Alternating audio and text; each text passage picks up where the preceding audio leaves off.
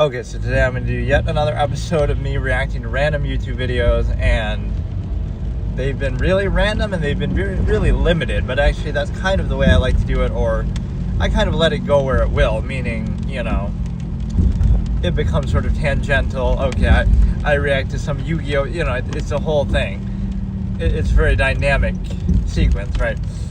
On my own time, I happen to, see some recommended thing, and I watch like a random Yu-Gi-Oh video, right? Some clip from the show. And then because of that, now it's suggesting a bunch of stuff related to that. And then because of that, I watch like one clip of it on a previous session of doing this. And then I go on a whole tangent for like an hour about Yu-Gi-Oh. So that's basically the point, is like you're just using that as just a jumping off point to talk about something. I could just do that anyway. Like, okay, today I'm going to talk about this series or that series. Like, so it doesn't really matter. It's just, right? It's just an excuse to kind of do that. But no, that's somewhat of a criticism of the YouTube suggestions. Like, it's okay if I watch a clip of something and you want to suggest that. But like, I guess you're supposed to put not interested. You're supposed to hit the little 3 dots and say, don't recommend this channel or not interested. But you would think if I'm like kind of reloading over and over, or if I'm not clicking on something, you would think, stop suggesting me that same exact video or that same exact channel. It should understand, like, okay, you maybe watch one clip of something, but that's not necessarily exactly what you always want to see. And like I said, I'm always a fan of I'm always a proponent of the spoiler tags, that there are certain things I've been spoiled on from YouTube videos over the years, whether it be thumbnails, whether it be titles. Again, I'm not looking for those exact videos, but because I'm looking for something similar, it'll spoil something about a game or a story or something, right? Some movie, some show, right? So like, it's dangerous to do that. Like, I'll be watching a show and I'll listen to the soundtrack. Like, I just got done watching season 2 of something, and oh, that was a really good song in that finale. And then I'll watch it, I'll be listening to that song or that whatever, right? Like a certain scene from the show. But then because of that, oh no, now it'll suggest something and give me a spoiler of something from season 5 later on that I haven't seen yet, right? In the suggestion, right? So there is like some, and I know many people would be against that because then, oh, that hurts your view count and the algorithm and stuff.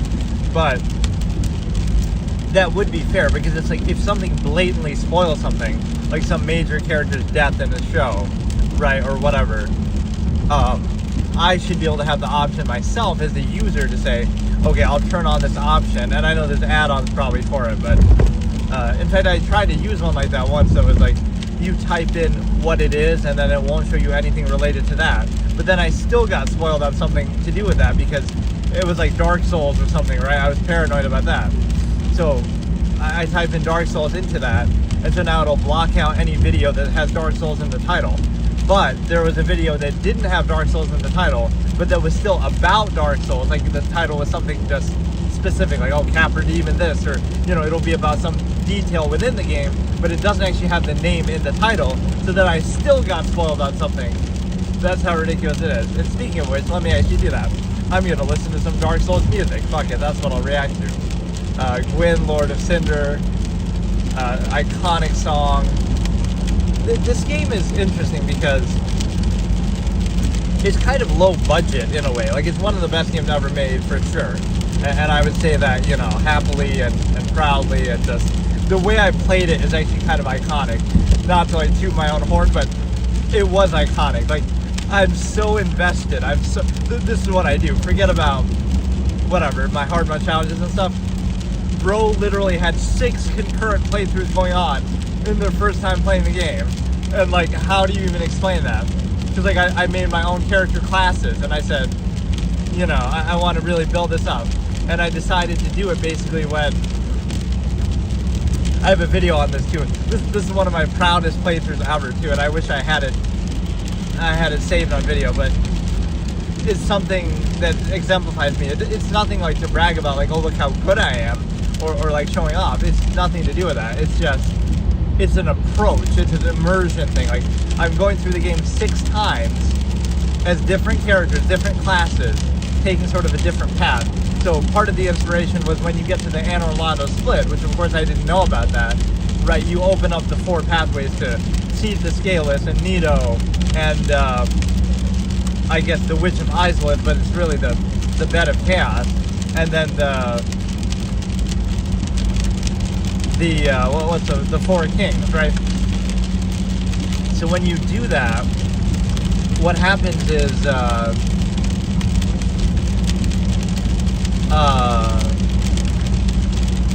then I was like, you know what? This is such a cool thing, and I want to see every boss for the first. Like it's almost a challenge thing. I'll go and fight one of the bosses, but I don't want to fight all of them because it's such an epic thing that I want to build up to. Which maybe it didn't quite live up to that because those bosses aren't really that big of a deal, right? Like Seed is okay, but Bed of Chaos is kind of stupid. Imagine you go through the whole game just to do that. I want to fight Bed of Chaos as a pyromancer because it's thematic, and so I'll make a character class and do that. And then it's disappointing. It's like a puzzle-solving stupid thing, but that's what I did. As the Anor Londo split, now it's like, oh, I can go in all these different directions, but then that might be too easy because I wanted to fight every lord, right? I wanted to fight every lord for the first time with a different character. And then I even incorporated the DLC into that, and the Painted World. So this is what I did, okay? And as we're doing this, I'm listening to the very good Gwyn, Lord of Cinder song. But no, I love like the melancholy feel of everything in the story. Like everything just feels bleak. Like nothing. The ending isn't happy at all. It's like you'll do the same thing that Gwyn did to try to. I guess it's sometimes a little vague, but as to what is even happening. But I guess like Gwyn because the way to talk about Gwyn is that he's such a good guy. Like. He sacrificed himself, I guess, to, hold off the curse of the undead or something like that. And so I guess you're basically doing the same thing. Right, by beating him and you I think you burn yourself in the same way, so. But no, it's sort of light on stories. On one hand, you could say that's minimalistic and good, but on the other hand, you could say it's just kind of arbitrary because it's where like people read into it a lot and maybe they didn't think of that, but just I think there was even an interview where they admitted like, oh, we did what we did for the gameplay. We didn't really think it that far ahead in the story for like the sequels and stuff, but they just did it anyway. But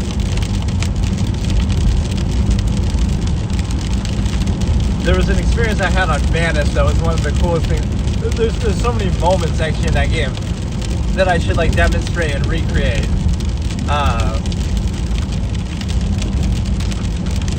Like this rolling technique that I did on Manus, where like I'm using a slow two-handed weapon. It's like it's almost impossible to hit this guy because he's so fast and jumping around. And so like I roll and then do a hit, like a rolling hit. Those were the only ones I could do on that fight. And it seemed to solve like an impossible problem, like try to fight a really fast boss with a really slow, heavy weapon. And somehow I figured that out. I'm like, I do a roll to avoid, and then I hit him with that. It was one of the coolest, like, epiphany type moments that I almost didn't believe I could do it, or that it could even be done. Right, but you do a roll, and then you do a slice after you've already avoided in the same motion, right? So it happens very smoothly. And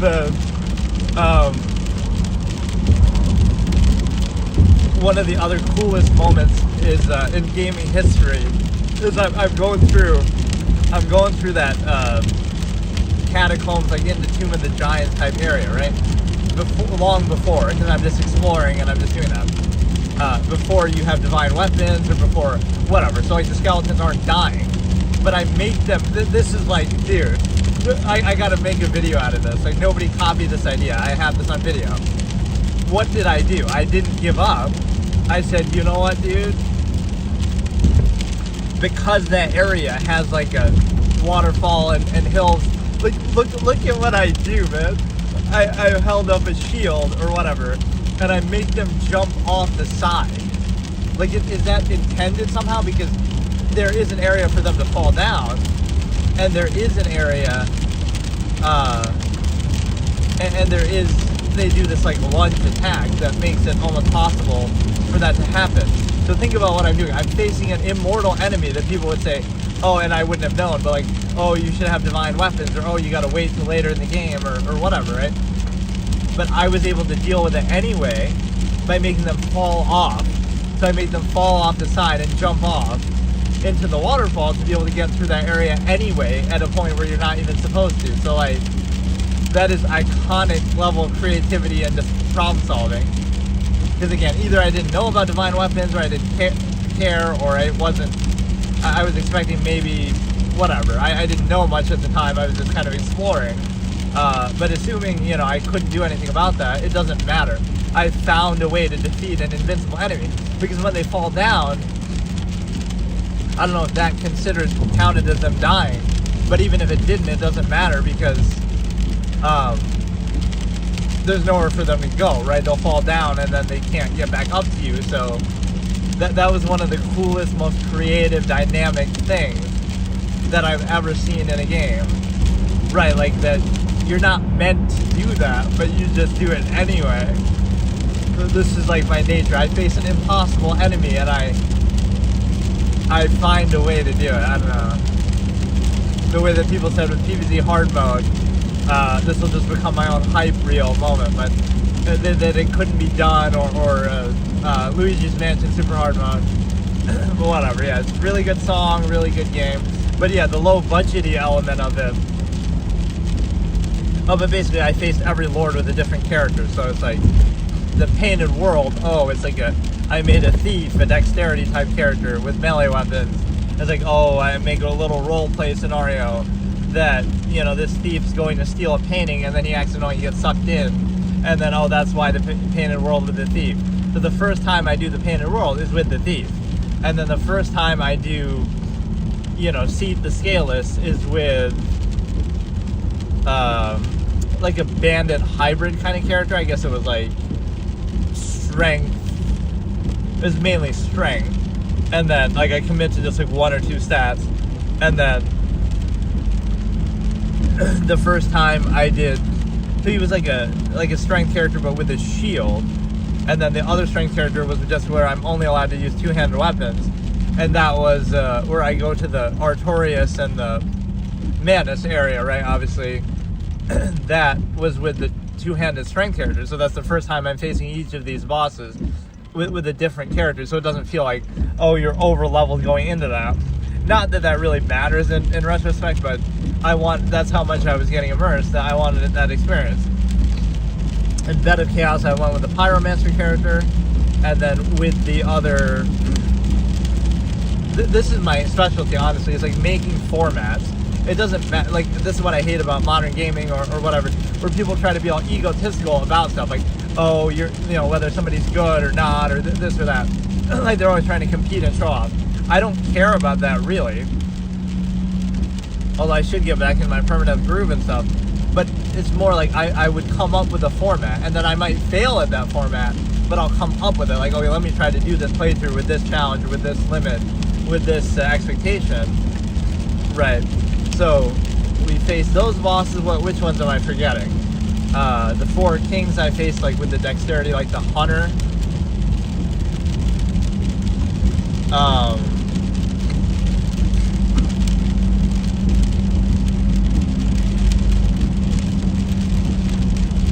Right, like a Dragon Slayer Grave Bow type shit. But that, and then the sorcerer was Nito, so I kind of tried to make it fit a little bit, or what I thought would fit. Like, oh, Nito's a necromancer type, so I'll go with him with the magic user, and then,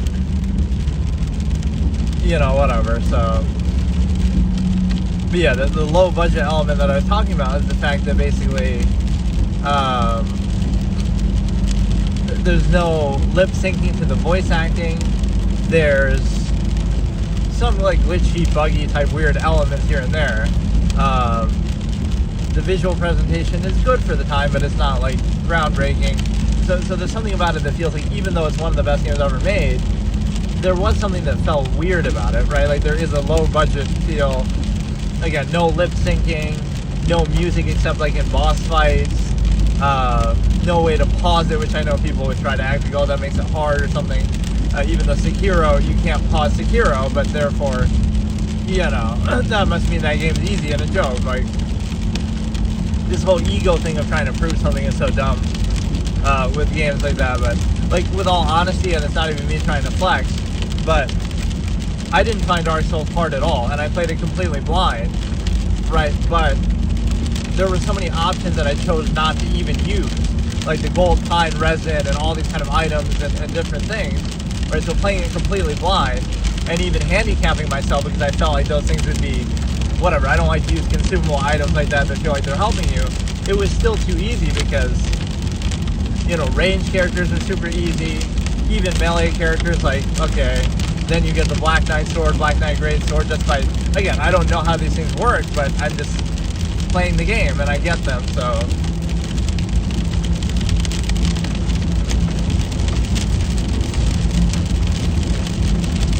Yeah, the whole ego around, oh, it's so hard and you're trying to prove something. That's where RPG elements can sometimes ruin the challenge in a way, though. Like, it's like the comparison between the old school Castlevania games and Symphony of the Night and stuff, some of the modern ones. They give you so many outs. So you can choose to play Symphony of the Night hardcore type mode, where you don't do those things, or like even the New Game Plus, where you play as Richter or whatever. But it means that you have like a lot of options. You have potions, you have items, you have this and that. Whereas the old school ones would have been more arcadey, where, oh, you don't have anything. Your character is what he is. They don't level up. They don't, you know, anything like that.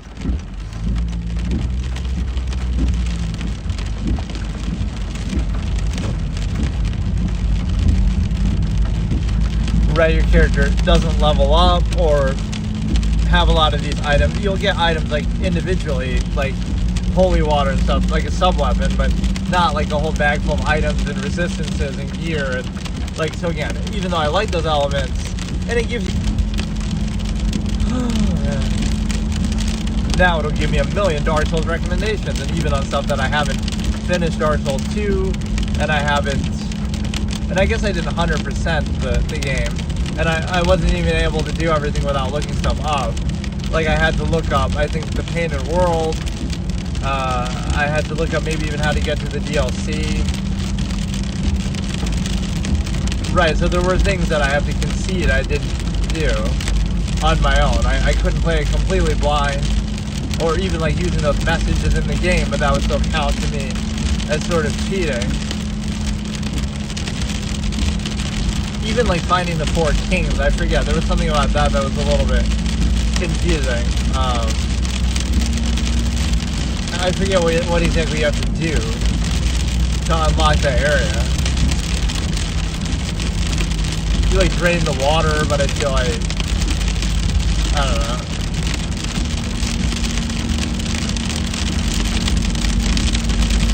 Or like the Ruined Sentinel. These are some that I listen to a lot, over and over. I wish I do have some of the Dark Souls 2 playthrough, but I remember that Ruined Sentinel fight gave me a lot of trouble. And I wish I would have showed that one. That and the Lost Sinner, I never got to show. Right from my old channel, but we started with like the bell gargoyles and stuff like that. But we went as far as, you know, the dude, what was that clown's name? The guy, the Fume Knight. He had me fuming, I guess you could say. But like, I get it down to such a science that when I do finally beat the boss, it's like, it's something I could replicate, although maybe not with all of them.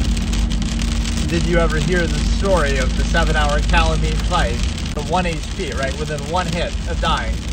And then I die, and it's like, oh, this is gonna be easy now. And then 7 hours later, I finally beat him, so it's kind of like this, like just on pure instinct on my first attempt, I get him to 1 HP, and then it takes me 7 hours to finally beat him. Like these are the moments that deserve to be on camera, that deserve to be saved. It's like you're getting in your own head. You can say, oh, I got lucky, but I mean, it's kind of like, there must be something instinctively that I'm doing. That you go through like the 7 stages of grief or 12 stages, like, oh, now I'm all hyped up and, oh, this is going to be easy, this is almost disappointing, I just beat Manus, who do you think you're messing with?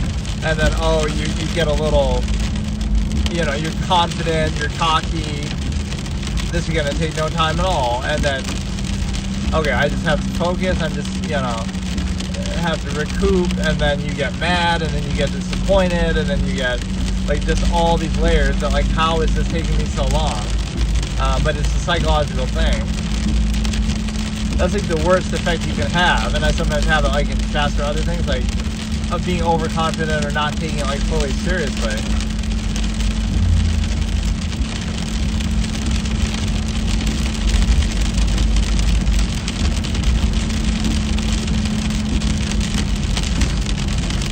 Yeah, let's do Ruined Sentinel and talk about Dark Souls 2, or we can just talk about whatever. So I'm not really even reacting to anything.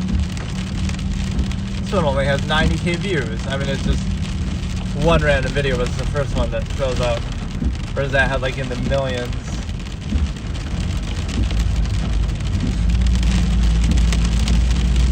But sometimes people give too much credit to,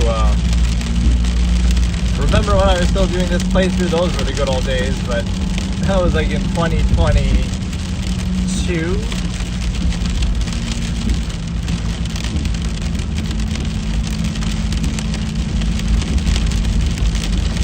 Right, that was in 2022.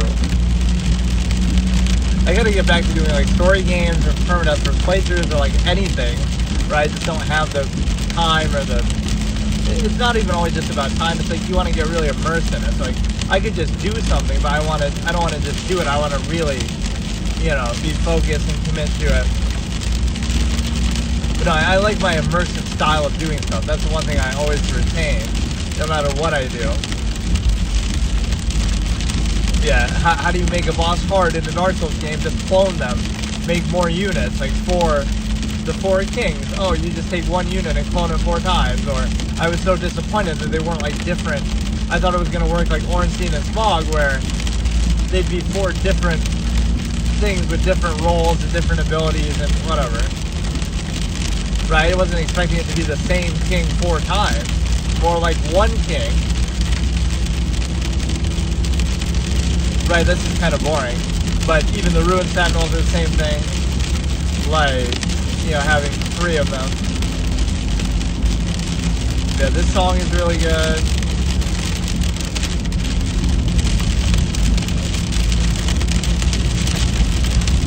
The vocals in a lot of these songs are interesting. It's kind of a tough thing to do with all these operatic elements.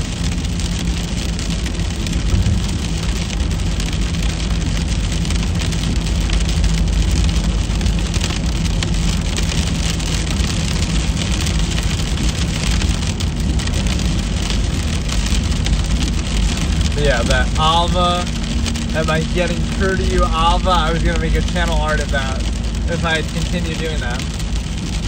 Am I getting through to you, Alva? As it's my character flailing in the snow, trying to hit it because he can't see her. It's just so like a troll. I beat the Fume Knight, I beat the Smelter Demon twice, and then now I get cussed by Alva the clown chick. Now, obviously you're not meant to do it like that, but...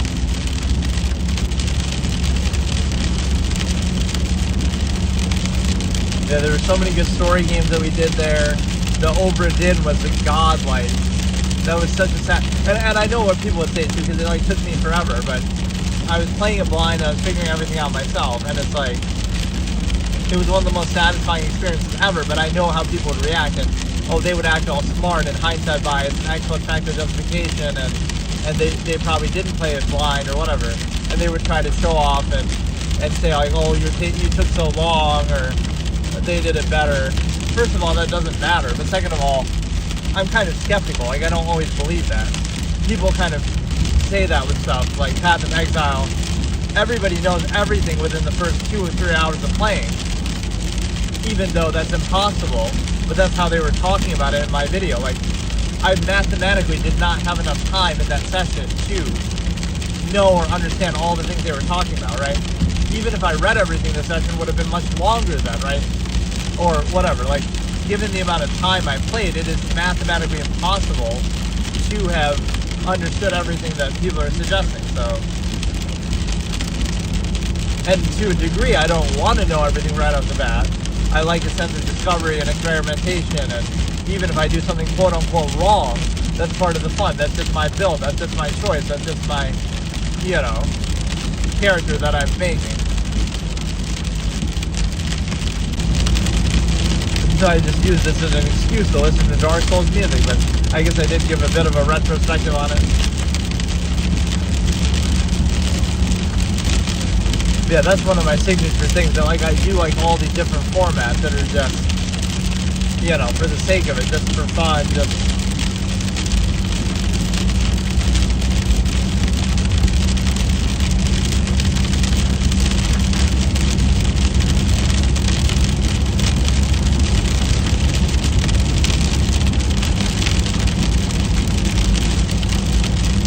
I don't know what to say.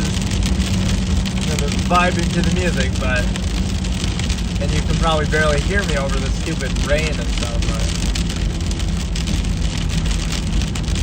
this ending part I actually don't remember exactly.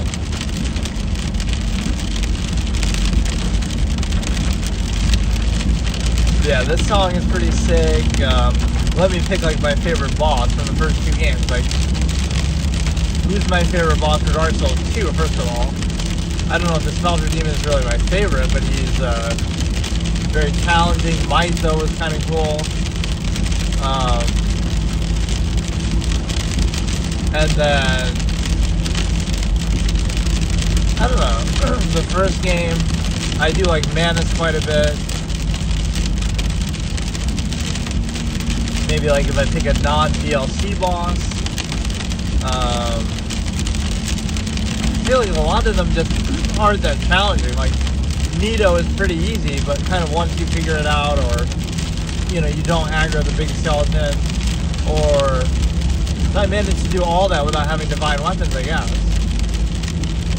Right, because even there, like, I either didn't know what they were, or I just didn't have them. So,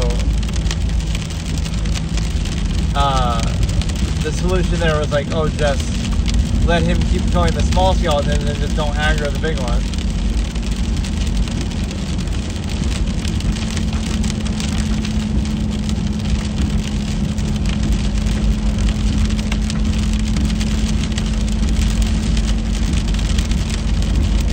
There's this sort of dynamic puzzle-solving way that I play stuff, or, you know, people say, oh, you did it wrong, but if I did it, I did it. Why does it matter? But I did it my way. You know, again, playing stuff blind or knowing is half the battle is a big mantra of mine. That's, you know, like, let me react to my own video of, the, whatever it's called, my recent clip where I say, has gaming changed or have you, kind of, right, does modern gaming suck or do you? Have game changed or have you?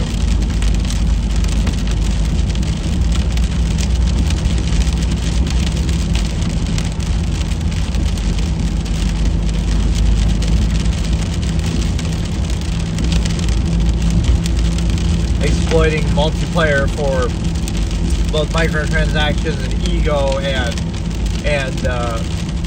you know, to play the same maps over and over and stuff.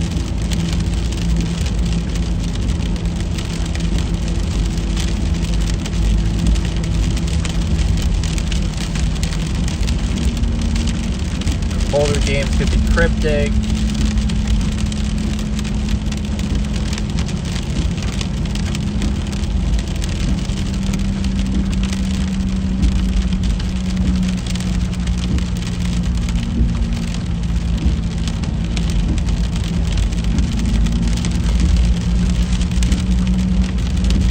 I should almost just play it on stream. Like, here, I'll take off my headphones so you can hear it. Although you probably won't be able to hear it.